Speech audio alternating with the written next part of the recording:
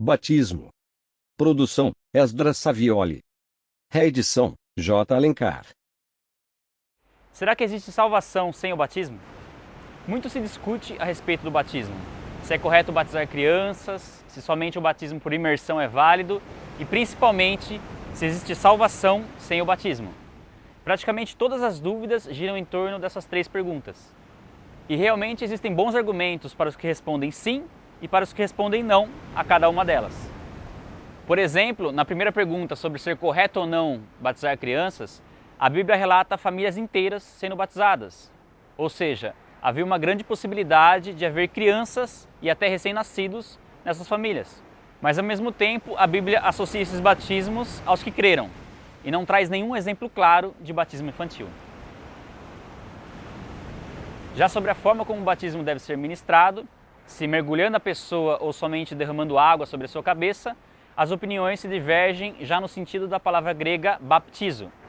Enquanto alguns defendem que a palavra significa exclusivamente imergir ou mergulhar, outros defendem que ela também pode significar aspergir ou lavar. E quanto à última pergunta, se existe salvação sem o batismo, Jesus disse: aquele que crer e for batizado será salvo. Mas o que dizer do ladrão arrependido da cruz? Por esta e por outras razões, para responder corretamente essas perguntas, nós precisamos entender melhor qual é o propósito do batismo. Afinal, quando se entende o propósito de algo, fica muito mais fácil identificar a atitude que se encaixa ou não com esse propósito. O primeiro relato bíblico sobre o batismo acontece só no Novo Testamento, através de João Batista. E apesar disso indicar que provavelmente nenhum batismo foi realizado no Antigo Testamento, a Bíblia revela que havia um entendimento entre os judeus de que o batismo seria um sinal relacionado à vinda do Messias. Isso fica evidente quando eles questionam João Batista, perguntando se ele não era o Cristo. E também quando o próprio João Batista pergunta se o correto não seria ele próprio ser batizado por Jesus. A Bíblia declara que João Batista veio preparar o caminho para Jesus, ou seja, preparar o coração do homem para receber a salvação. A pessoa, por vontade própria, deveria demonstrar seu arrependimento, tornando isso público através do batismo. O arrependimento só pode resultar em salvação por intermédio de Jesus. E isso fica muito bem representado quando o próprio Jesus vem para ser batizado por João sem ter do que se arrepender, demonstrando o que ele faria em favor do homem: morreria sem pecado. Quando Jesus é batizado, diferente dos outros, o céu se abre e todos que estavam ali recebem o testemunho do próprio Deus de que ali estava o seu Filho amado. E a representação aqui é que quando Jesus morresse, ele seria sepultado, mas ressuscitaria dentre os mortos, para que dessa vez o céu fosse aberto sobre nós e Deus nos recebesse como filhos. Ao ser batizado, Jesus completou o significado do batismo. A partir de agora, para nós, o batismo significa arrependimento, morte, sepultamento e ressurreição para uma nova vida. E para os outros, representa o testemunho público da nossa fé em Jesus Cristo. Esse é o propósito do batismo.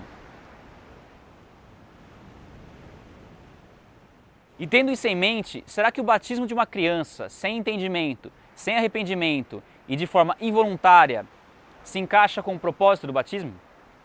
É claro que batizar um recém-nascido com o propósito de firmar um compromisso dos pais em educar essa criança conforme as Escrituras pode até ser válido, da mesma forma como funciona a apresentação de crianças em muitas igrejas. Mas é importante que haja um entendimento de que se trata de algo completamente diferente do batismo ordenado por Jesus.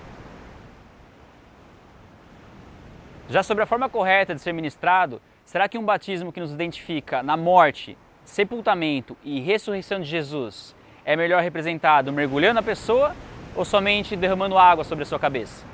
Mesmo que em certas circunstâncias, talvez no leito de um hospital, somente o batismo por aspersão seja possível, ainda assim faz muito mais sentido um batismo por imersão.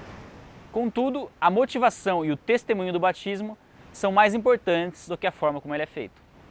E por último, sobre existir salvação sem o batismo, o ladrão arrependido da cruz é um exemplo claro de alguém que foi salvo sem passar pelo batismo. Mas neste caso, acaba sendo muito mais uma exceção do que uma regra. Afinal, ele não teve oportunidade de ser batizado. Isso de maneira alguma diminui a importância do batismo. Simplesmente mostra que não é o batismo que salva. é a fé em Jesus Cristo. O batismo é um mandamento do próprio Senhor Jesus para aquele que já foi salvo. É uma consequência da fé. Pode acontecer de uma pessoa receber a salvação no momento do batismo? Sim. De repente, a entrega verdadeira dela a Jesus Cristo aconteceu no momento da confissão pública que o batismo proporciona. Da mesma forma como muitas pessoas são batizadas sem ter a salvação. A pessoa ainda não experimentou um novo nascimento, mas se batizou. Adianta alguma coisa em termos de salvação? Não. A pessoa simplesmente trouxe para si uma responsabilidade muito grande de ter confessado publicamente algo que ela não terá condições de viver se o Espírito Santo não estiver habitando nela. E nesse caso, se a pessoa experimentar uma conversão no futuro, ela precisa ser batizada novamente? Não. Se ela foi ao batismo por livre e espontânea vontade, agora ela só precisa colocar em prática o que representou aquele batismo. Se você entregou verdadeiramente sua vida a Jesus Cristo, mesmo que você ainda esteja lutando contra o pecado, como todo cristão, por que não confessar isso publicamente através do batismo? O batismo não traz a salvação, não perdoa pecados, não torna você mais santo e nem mais amado por Deus, mas demonstra, tanto para o mundo físico como para o mundo espiritual, que você não se envergonha daquele que foi publicamente humilhado e morto por você.